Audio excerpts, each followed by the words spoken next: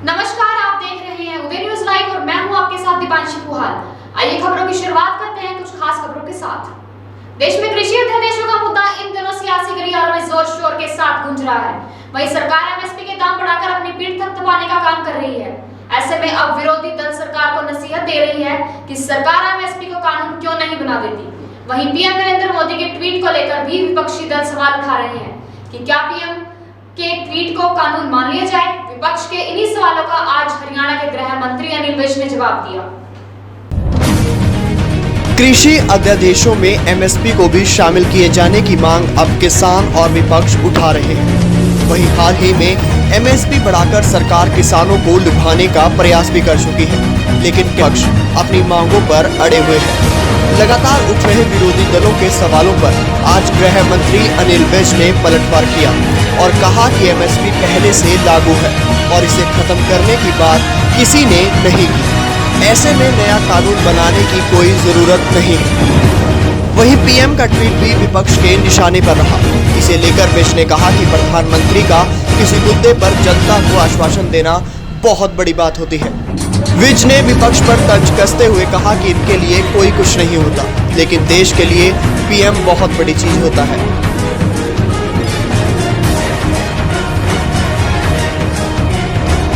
प्रधानमंत्री का किसी मुद्दे पर जनता को आश्वासन देना, चाहे वो ट्वीट के माध्यम से हो चाहे बयान के माध्यम से हो, बहुत बड़ी बात होती है। इनके लिए तो कोई भी कुछ नहीं होता, लेकिन देश के लिए प्रधानमंत्री बहुत बड़ी चीज होती है। वो कह रहे हैं कि एमएसपी जो है वो लागू किया जाएगा, ये कह तो रहे हैं, लेकिन कानून क्यों नहीं बना? एमएसपी नहीं लागू किया जाएगा ये कहाँ कहा किसी ने? एमएसपी तो लागू है, कानून से लागू है। एमएसपी को लेकर सवाल उठाया कि उसको कानून क्यों नहीं बना देते? एमएसपी तो पहले ही लागू है। किसी ने किसी विधेयक में ये नहीं कहा कि ये खत्म हो जाएगा। प्रधानमंत्री जी ने अपने वक्तव्यों के माध्यम से, अपने ट्वीट के माध्यम से जनता को अश्योर किया है कि एमएसपी यथावत रहेगा। तो उसमें नया कानून बनाने की जरूरत क्या है जब उसको खत्म ही नहीं किया गया? किसी ने कहा ही नहीं कि ये खत्म होगा, तो नया कानून बनाने की कोई जरूरत नहीं है। भाई उन्होंने क्या लेना हमारी राजनीति से? और दुष्यंत क्यों इस्तीफा दे? जो तीनों विधेयक पारित किए गए हैं, दुष्यंत ने उनको सराहा है। जिस प्रकार की आशंकाएं व्यक्त की गई थी उनका अनुमूलन हो चुका है। तो आम जनता ने अब उसको सराहा है। केवल कुछ डिसग्रंटल्ड लोग अब इसको मुद्दा बना के तमाशा करना चाहते हैं। किसानों पर लाठीचार्ज और झूठे 307 के मुकदमों को लेकर डीजी साहब को ज्ञापन दिया है, क्या करेंगे? नहीं, राजनीतिक पार्टी है, उनका काम है अपनी गतिविधियां चलाकर रखना, लेकिन जहां तक लाठीचार्ज की बात है, कहीं पर भी लाठीचार्ज नहीं किया गया। ये सब देखिए, जो भी खर्चा होता है वो सीएजी ऑडिट करती है, सिस्टम है ये, और ऑडिट करने के बाद फिर वो पब्लिक अकाउंट कमेटी में चला जाता है। अब अगर ना करते तो फिर विपक्ष शोर मचाता कि सुविधाएं दी नहीं गई हैं। अब अगर हमने व्यवस्था की है कि कोविड में कहीं पर भी किसी को भी कोई भी दिक्कत ना आए, तो अब ये शोर मचा रहे हैं मैंने एक पिक्चर देखी थी, उसमें कादर खान का रोल था, दो मुखिया। वो अपने पीए को प्रेस नोट लिखवाता है।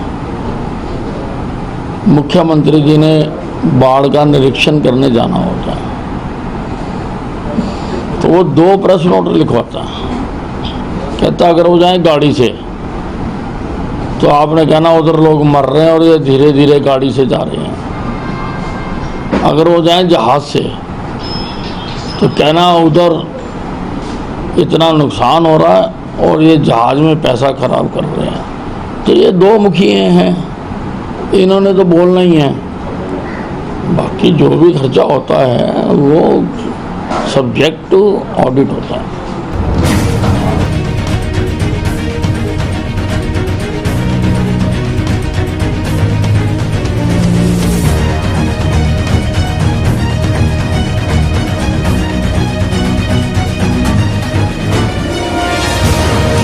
यमुनानगर के बाड़ी माजरा में सीएम फ्लाइंग की टीम ने ग्लू बनाने वाली 2 फैक्ट्रियों में की छापेमारी। इस रेड से जिला के यूरिया ग्लू कारोबारियों में हड़कंप मचा रहा। वहीं जानकारी के अनुसार सीएम फ्लाइंग की टीम को ये सूचना मिली थी कि ये फैक्ट्रियां अवैध रूप से चल रही हैं। बाड़ी माजरा में ग्लू की 2 फैक्ट्रियां मिराज केमिकल्स व गुड्डू केमिकल में सीएम फ्लाइंग की टीम पहुंची। यहां पर उन्होंने ग्लू बनाने में प्रयोग होने वाली केमिकल का रिकॉर्ड जब्त किया। शाम से रात तक ये कार्रवाई चलती रही। इस दौरान फैक्ट्री में बनने वाले ग्लू की जांच की गई। मौके पर मौजूद केमिकल का वजन किया गया। इसके आधार पर ही दस्तावेजों की जांच की गई। फैक्ट्री मालिक से टीम ने लाइसेंस मांगा तो वह नहीं दिखा सका। उसके पास ना तो केमिकल खरीदने और ना ही तैयार ग्लू को बेचने का रिकॉर्ड मिला।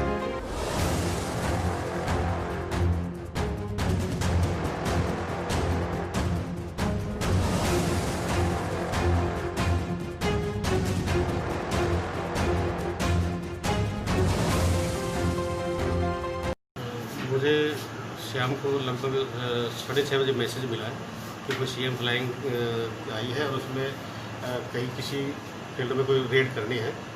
तो हमने यहाँ पे 2 फैक्ट्री, उसमें जो ग्लू फैक्ट्री है उनमें रेड किया है और यहाँ पे जो मौके पे जो टेक्निकल ग्रेड यूरिया के जो बैग्स पड़े थे उनसे सैंपल ड्रा किए हैं ताकि ये पता चल सके कि ये वाकई में टेक्निकल ग्रेड यूरिया है या एग्रीकल्चर ग्रेड यूरिया। तो क्या सर लाइसेंस है इनके पास कोई ग्लू बनाने का या कुछ?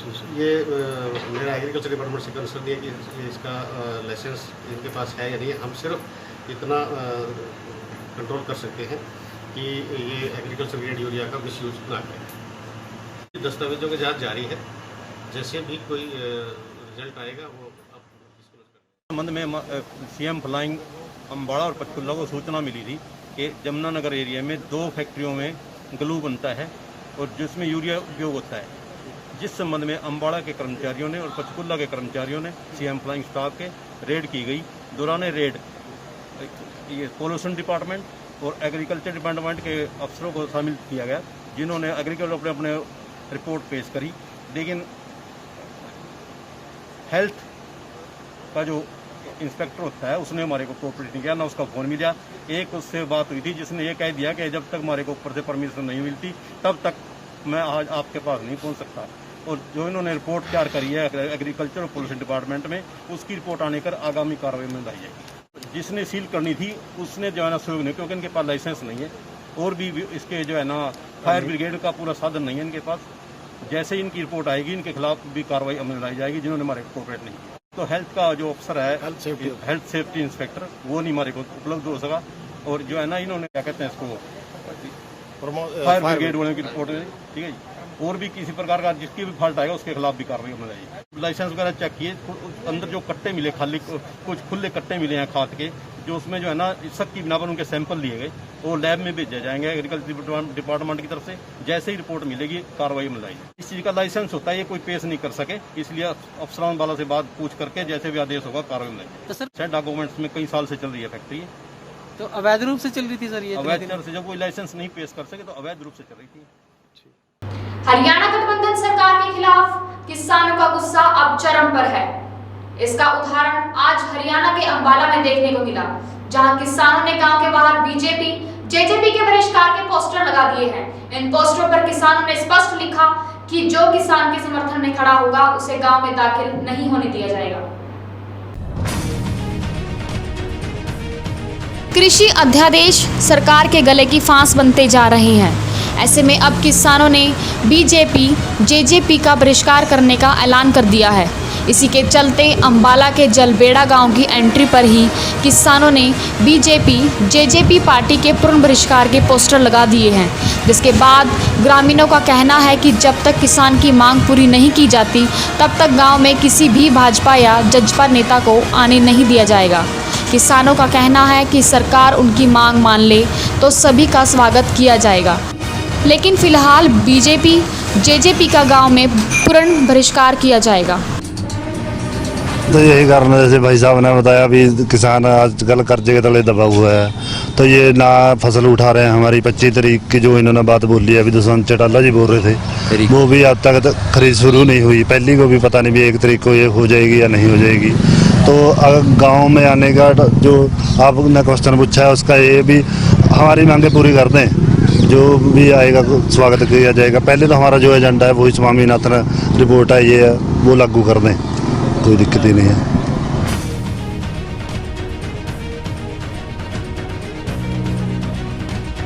भाई साहब हम इन्हें बहुत तंग कर रखे हैं, बेअंत तंग कर दिए, कुछ भी नहीं मारा कर रहे हैं। ये किसान तो ऐसा कर दिया ना, जमीन खत्म कर दिया, किसान मानी छोटी पक्की।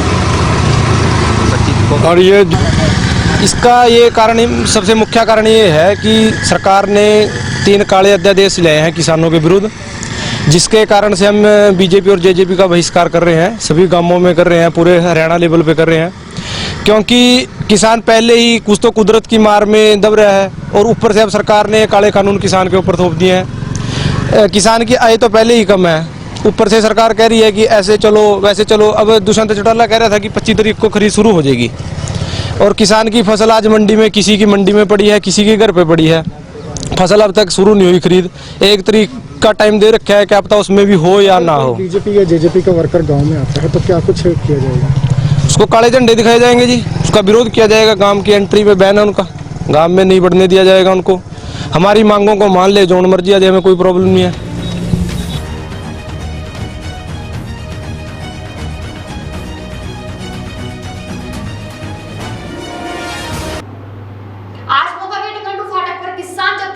रेलवे लाइन पर धरना लगाया गया। इसमें अलग अलग जत्थेबंदियों के किसानों द्वारा हिस्सा लिया गया। वहीं उन्होंने कहा कि किसी भी सियासी पार्टी के बैनर तले हम यह धरना नहीं लगाएंगे। ਇਹ ਧਰਨਾ ਲਾਇਆ ਹੋਇਆ, ਜਿੰਨਾ ਚਿਰ ਉਹ ਆਰਡੀਨੈਂਸ ਵਾਪਸ ਨਹੀਂ ਹੁੰਦੇ ਉਹਨਾਂ ਚਿਰ ਸਾਡੇ ਸੰਘਰਸ਼ ਹੈ ਜਿਹੜੇ ਜਾਰੀ ਰਹਿਣਗੇ। ਜਿਹੜਾ ਉਹਨਾਂ ਨੇ ਬਿਜਲੀ ਬੋਰਡ ਦਾ ਕਿਹਾ 2020 ਦਾ ਲਾਗੂ ਕੀਤਾ ਵੀ ਅਸੀਂ ਮੋਟਰਾਂ ਤੇ ਬਿੱਲ ਲਾਵਾਂਗੇ, ਮੀਟਰ ਲਾਵਾਂਗੇ, ਅਸੀਂ ਉਹ ਵੀ ਜਿੰਨਾ ਚਿਰ ਵਾਪਸ ਨਹੀਂ ਲੈਂਦੇ ਉਹਨਾਂ ਚਿਰ ਅਸੀਂ ਇਹ ਸੰਘਰਸ਼ ਦਾ ਜਾਰੀ ਰੱਖਾਂਗੇ। ਇਹ ਧਰਨਾ ਕਿੰਨੀ ਦੇਰ ਤੱਕ ਜਾਰੀ ਰਹੇਗਾ? ਇਹ ਸਾਡਾ ਜੀ ਧਰਨਾ 4 ਵਜੇ ਤੱਕ ਜਾਰੀ ਰਹੇਗਾ। ਕਿਹੜੇ ਜਥੇਬੰਦੀ ਧਰਨਾ ਇਸ ਖੜੀਆਂ ਜੀ? ਇੱਥੇ ਹੈਗੀ ਜੀ ਕਿਰਤੀ ਕਿਸਾਨ ਯੂਨੀਅਨ, ਕੁੱਲ ਹਿੰਦ ਕਿਸਾਨ ਸਭਾ, क्रांतिकारी ते भारती किसान लखोवाल ते भारती किसान यूनियन कादियां।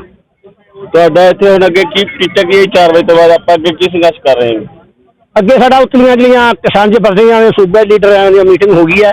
ਅਸੀਂ 1 ਅਕਤੂਬਰ ਤੋਂ ਹੁਣ ਅਣਮਿੱਥੇ ਸਮੇਂ ਲਈ ਰੇਲ ਗੱਡੀਆਂ ਰੋਕਾਂਗੇ। ਪਰ ਸਾਡੀਆਂ 31 ਜਥੇਬੰਦੀਆਂ ਨੇ ਇੱਕੋ ਮੰਚ ਦੇ ਉੱਤੇ ਇਕੱਠੀਆਂ ਹੋ ਗਈਆਂ। ਜਿਹੜਾ ਸਾਡਾ ਇਹ ਆਰਡੀਨੈਂਸ ਸੈਂਟਰ ਸਰਕਾਰ ਸਾਡੇ ਤੇ ਲੈ ਕੇ ਆਏ ਰਹੀ ਹੈ, ਕਾਲਾ ਕਾਨੂੰਨ ਸਾਡੇ ਤੇ ਬਣਾ ਕੇ ਦਿੱਤਾ ਹੈ, ਉਹਦੇ ਸੰਬੰਧ ਦੇ ਵਿੱਚ ਸਾਡੀਆਂ ਕਿਸਾਨ ਜਥੇਬੰਦੀਆਂ ਸਾਰੀਆਂ ਇੱਕਮੁੱਠ ਇਕੱਠੀਆਂ ਤੇ ਜਿਹੜੀਆਂ ਸਾਡੀਆਂ ਅੱਗੇ ਸਾਡੀਆਂ ਕਮੇਟੀਆਂ ਬਣੀਆਂ ਹੋਈਆਂ ਸਾਡੀਆਂ ਪੰਜਾਬ ਲੈਵਲ ਦੀਆਂ, ਉਹ ਸਾਨੂੰ ਜਿਵੇਂ ਜਿਵੇਂ ਹੁਕਮ ਦੇਣਗੀਆਂ ਅਸੀਂ ਉਹਨਾਂ ਦੇ ਉੱਤੇ ਸਿਰ ਤਲੀ ਦੇ ਉੱਤੇ ਰੱਖ ਕੇ ਜਿਵੇਂ ਸਾਨੂੰ ਸਾਡੇ ਪਾਤਸ਼ਾਹੀਆਂ ਨੇ ਸਿਖਾਇਆ ਉਸੇ ਤਰ੍ਹਾਂ ਅਸੀਂ ਇਹ ਪਹਿਰੇ ਦੇਵਾਂਗੇ।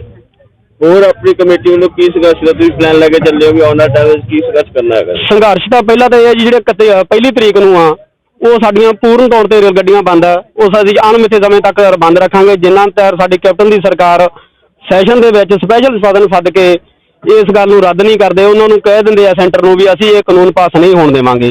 ਦੂਸਰਾ ਅਸੀਂ ਸਾਰੀਆਂ 12,500 ਪਿੰਡ ਆ ਸਾਡੇ ਪੰਜਾਬ ਦਾ, ਅਸੀਂ ਸਾਰੀਆਂ ਪੰਚਾਇਤਾਂ ਨੂੰ ਵੀ ਨਿਮਰਤਾ ਸਹਿਤ ਬੇਨਤੀ ਕੀਤੀ ਵੀ ਆ, ਅਖਬਾਰਾਂ ਦੇ ਵਿੱਚ ਵੀ ਆ ਗਿਆ, ਤੁਸੀਂ ਪੜ੍ਹ ਲਿਆ, ਤੇ ਅਸੀਂ ਫੇਰ ਦੁਬਾਰਾ ਅਪੀਲ ਉਹਨਾਂ ਨੂੰ ਤੁਹਾਡੇ ਮਾਧਿਅਮ ਰਾਹੀਂ ਕਰਦੇ ਹਾਂ ਵੀ ਸਾਰੀਆਂ ਪਿੰਡਾਂ ਸਾਡੀਆਂ ਇਲੈਕਟਡ ਜਿਹੜੀਆਂ ਚੁਣੀਆਂ ਵੀਆਂ ਉਹਨਾਂ ਨੂੰ ਵੀ ਬੇਨਤੀ ਹੈ ਵੀ ਉਹ ਆਪੋ ਆਪਣੇ ਗ੍ਰਾਮ ਸਭਾ ਸੱਦ ਕੇ ਤੇ ਰੈਜੂਲੇਸ਼ਨ पा के मानयोग राष्ट्रपति जी को भेजना। फगवाड़ा में आरती एसोसिएशन के सदस्यों ने काले झंडे में काले बिले लगाकर केंद्र सरकार का पुतला फूंक प्रदर्शन किया।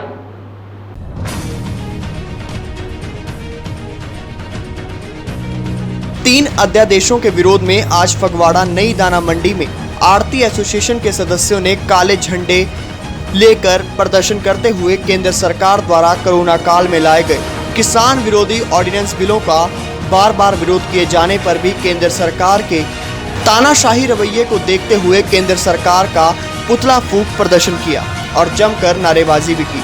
यह पुतला फूंक प्रदर्शन आड़ती एसोसिएशन के प्रधान नरेश भारद्वाज के नेतृत्व में आयोजित किया गया। ਤੁਹਾਨੂੰ ਸਾਰਿਆਂ ਨੂੰ ਪਤਾ ਹੀ ਆ, ਪਹਿਲਾਂ ਵੀ ਦੱਸਿਆ ਵੀ ਜਿਹੜੇ ਕਿਸਾਨ ਵਿਰੋਧੀ ਭਾਜਪਾ ਸਰਕਾਰ ਨੇ, ਮੋਦੀ ਸਰਕਾਰ ਨੇ ਤਿੰਨੇ ਆਰਡੀਨੈਂਸ ਲਿਆਂਦੇ ਆ, ਉਹਦੇ ਵਿਰੋਧ ਦੇ ਵਿੱਚ ਅੱਜ ਦਾਣਾ ਮੰਡੀ ਫਗਵਾੜਾ ਵੱਲੋਂ ਸਮੂਹ ਆੜਤੀ ਐਸੋਸੀਏਸ਼ਨ, ਲੇਬਰ ਐਸੋਸੀਏਸ਼ਨ ਤੇ ਸਾਡੇ ਜਿਹੜੇ ਹੈਗੇ ਆ ਮਨੀਮ ਭਾਈਚਾਰੇ ਦੇ ਸਾਰੇ ਲੋਕ ਅਸੀਂ ਇਕੱਠੇ ਹੋ ਕੇ ਅੱਜ 2 ਦਿਨ ਦੀ ਜਿਹੜੀ 2 ਘੰਟੇ ਦੀ ਆ ਸੰਕੇਤਤ ਹੜਤਾਲ ਕੀਤੀ ਆ। ਉਹਦੇ ਵਿੱਚ ਅਸੀਂ ਤੁਸੀਂ ਦੇਖਿਆ ਹੋਣਾ ਪੂਰੀ ਮੰਡੀ ਦੇ ਵਿੱਚ ਦੁਕਾਨਾਂ ਦੇ ਬਾਹਰ ਕਾਲੇ ਝੰਡੇ ਲਾ ਕੇ ਔਰ ਆਪਣੇ ਆਪਣੇ ਦੁਕਾਨਾਂ ਤੇ ਸਾਡੇ ਸਾਰੇ ਜਿਹੜੇ ਕਰਮਚਾਰੀ ਸਾਹਿਬਾਨ, ਮਨੀਮ ਸਾਹਿਬਾਨ ਔਰ ਲੇਬਰ ਦੇ ਬੰਦੇ ਸਾਰਿਆਂ ਨੇ ਕਾਲੇ ਬਿੱਲੇ ਲਾ ਕੇ ਇਸ ਹਫ਼ਤੇ ਨੂੰ ਜਿਹੜਾ ਆ ਕਾਲਾ ਹਫ਼ਤਾ ਦਿਵਸ ਮਨਾਉਣ ਦਾ ਪ੍ਰਬੰਧ ਕੀਤਾ ਔਰ ਪੂਰੇ ਦਾ ਪੂਰਾ ਹਫ਼ਤਾ ਅਸੀਂ ਆਪਣੇ ਦੁਕਾਨਾਂ ਦੇ ਕਾਲੇ ਬਿੱਲੇ, ਕਾਲੇ ਝੰਡੇ ਲਾ ਕੇ ਰੱਖਾਂਗੇ।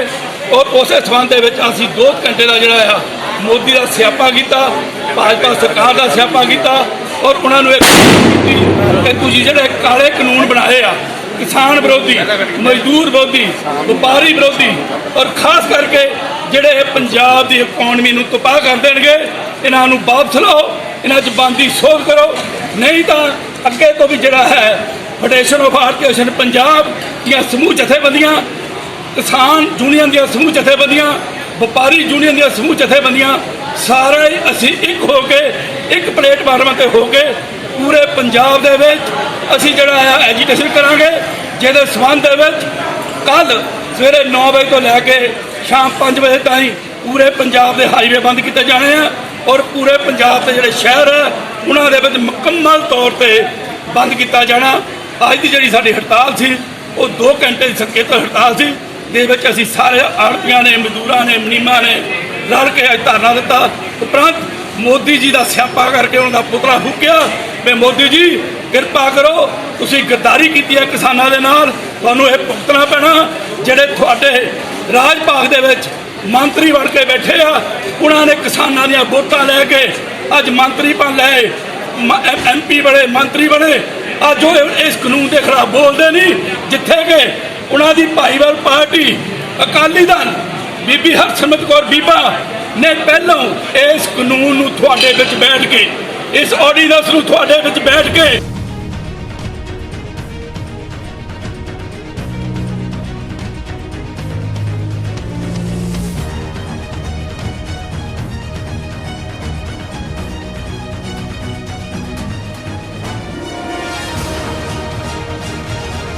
खबरों के स्पेशल बुलेटिन में सफर रहेगा जारी और अब मुझे दीपांशी पुहाल को दीजिए इजाजत। फिर मिलेंगे, देखते रहिए उदय न्यूज़ लाइव।